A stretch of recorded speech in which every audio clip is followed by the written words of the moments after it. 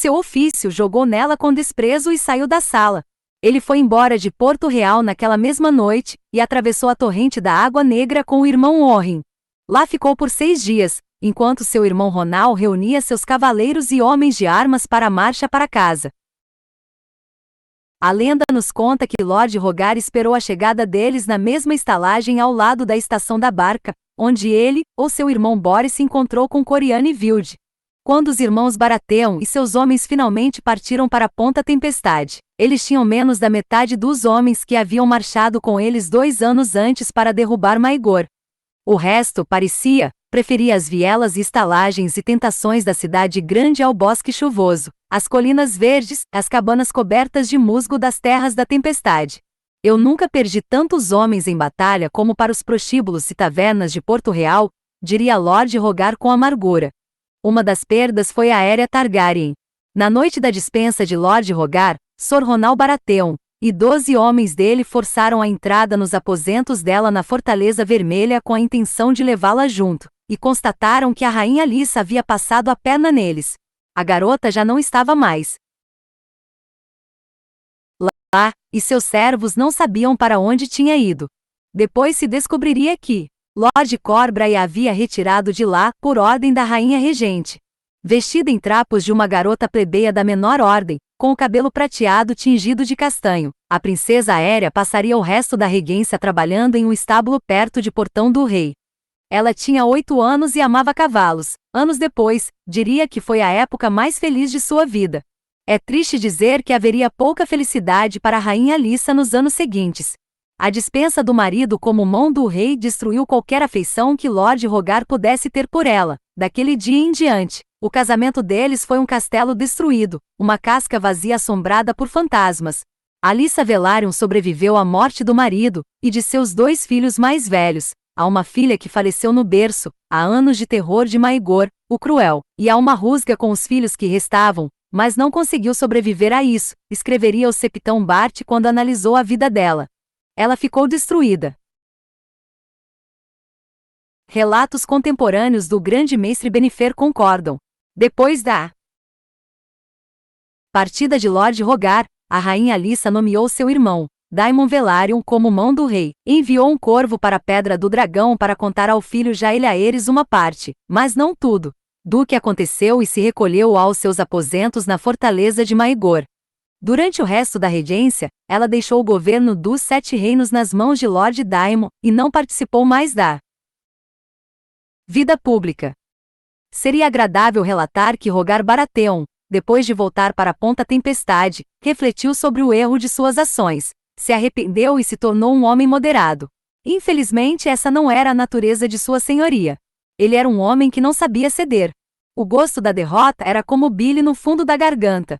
Na guerra ele se gabava, nunca deitaria o machado enquanto ainda houvesse vida em seu corpo, e essa questão do casamento do rei tinha virado uma guerra para ele, uma que ele estava determinado a vencer. Ainda lhe restava uma última investida, e ele não se acovardou. Foi assim que em Vila Velha, no convento contíguo ao Septo Estrelado, Sor Orrin Baratheon apareceu de repente com 12 homens de armas e uma carta com o selo de Lord Rogar, exigindo que a noviça Rhaella Targaryen fosse entregue para eles imediatamente. Quando questionado, Sor Orrin só diria que Lord Rogar tinha necessidade urgente da garota em Ponta Tempestade. O plano poderia ter funcionado, mas a Septã Carolyn, que estava na porta do convento naquele dia, tinha determinação de aço e natureza desconfiada.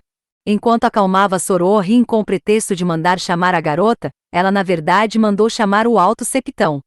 Sua santidade estava, talvez felizmente para a criança e para o reino, dormindo, mas seu intendente, um antigo cavaleiro, que tinha sido capitão dos filhos do guerreiro, até eles serem abolidos, estava desperto e alerta. No lugar de uma garota assustada, os homens de Baratheon se viram perante 30 septões armados sob o comando do intendente, Casper Straw. Quando Sor Orrin puxou uma espada, Straw informou calmamente que 2/20 dos cavaleiros de Lord Gotover estavam a caminho. Mentira! E os Baratheon se renderam. Ao ser interrogado, Sor Orrin confessou o plano todo. Ele entregaria a garota em Ponta Tempestade, onde Lord Rogar planejava obrigá-la a confessar que era a verdadeira princesa Aérea, não Rhaella. Em seguida pretendia nomeá-la rainha. O pai dos fiéis, um homem tão gentil quanto de determinação fraca, ouviu a confissão de Orim-Baratheon e o perdoou. Isso não impediu que Lord Gotover, depois de informado, aprisionasse os Baratheon em um calabouço, e enviasse um relato completo do acontecido para a Fortaleza Vermelha e para a Pedra do Dragão. Donel e Gotover, que tinha sido corretamente nomeado de Donel, o Moroso por sua relutância em entrar em campo contra o Septão Lua e seus seguidores, pareceu não ter medo de ofender Ponta Tempestade ao aprisionar o próprio irmão de Lord Rogar. Ele que vem a tentar libertá-lo, disse ele quando seu mestre demonstrou preocupação sobre como a antiga mão poderia reagir. A própria esposa tirou a mão dele e cortou-lhe as bolas fora, e em pouco tempo o rei vai receber sua cabeça. Do outro lado de Westeros, Rogar Baratheon ficou furioso e irritado quando soube do fracasso e do aprisionamento do irmão, mas ele não chamou seus vassalos, como muitos temiam. Ele entrou em desespero. Estou acabado, disse para seu mestre com tristeza. Só resta a muralha para mim, se os deuses forem bons. Se não, o garoto vai cortar minha cabeça e dar de presente para a mãe. Como não teve filhos com nenhuma esposa, ele ordenou que o mestre escrevesse um testamento e uma confissão, na qual absolveu seus irmãos Boris, Garon e Ronald de terem participado de suas intrigas, e implorou o perdão do irmão mais novo, Orrin, e indicou Sor Boris como herdeiro de Ponta Tempestade. Tudo que fiz e tudo que tentei fazer foi para o bem do reino e do trono de ferro, concluiu ele. Sua senhoria não teria que esperar muito para saber seu destino. A regência estava quase terminando. Com a antiga mão e a rainha regente enfraquecidos e silenciados, Lord Daemon Velaryon e o restante dos membros do Conselho da Rainha governaram da melhor forma que puderam, falando pouco e fazendo menos, nas palavras do grande mestre Benifer.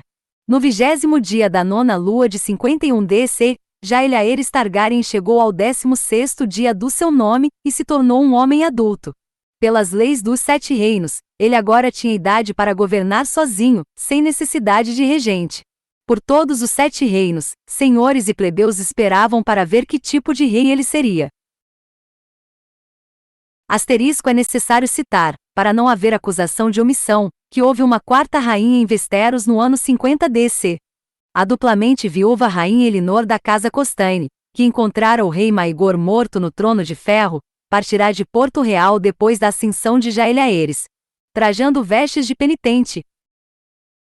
Acompanhada só de uma aia e um homem de armas leal, ela seguiu para o ninho da águia no vale de Arryn, para visitar o mais velho de seus 3 filhos, que estava com Sor Tel Bolin, e depois para Jardim de Cima, na Campina, onde seu segundo filho foi criado com Lord Tyrell. Uma vez verificado o bem-estar de ambos, a antiga rainha pegou o filho mais novo, e tomou o lugar de seu pai em 3 torres na Campina, onde declarou que viveria tranquilamente pelo resto da vida. O destino e o rei Jaehaerys tinham outros planos para ela, como veremos depois. Basta dizer que a rainha Elinor não teve papel nenhum nos eventos de 50 DC. Certos exemplares de A História de uma Devassa incluem um episódio amoroso adicional em que o próprio Lord Rogar faz reconhecimento carnal da garota por toda a noite, mas é quase certo que seja um acréscimo posterior feito por algum escriba libidinoso ou um cafetão depravado. Dizem que muitos anos depois, quando o rei Aegon IV estava embriagado, alguém levantou a questão na presença dele. Sua graça supostamente riu, e declarou sua convicção de que se Lord Rogar não fosse tolo, ele teria instruído todas as donzelas enviadas à Pedra do Dragão no ano 50 DC a irem para a cama com o jovem rei, pois a mão não podia saber qual delas Jaehaerys preferiria. Essa sugestão infame se alastrou entre a plebe, mas não é sustentada por nenhum tipo de prova, e pode ser descartada com segurança. Se gostou do vídeo, deixe seu like e não se esqueça de se inscrever no canal. Se é novo ou nova, seja bem-vindo, e se tem algum livro que deseja ouvir, deixe nos comentários. Nós aqui do Dom da Leitura agradecemos sua visualização.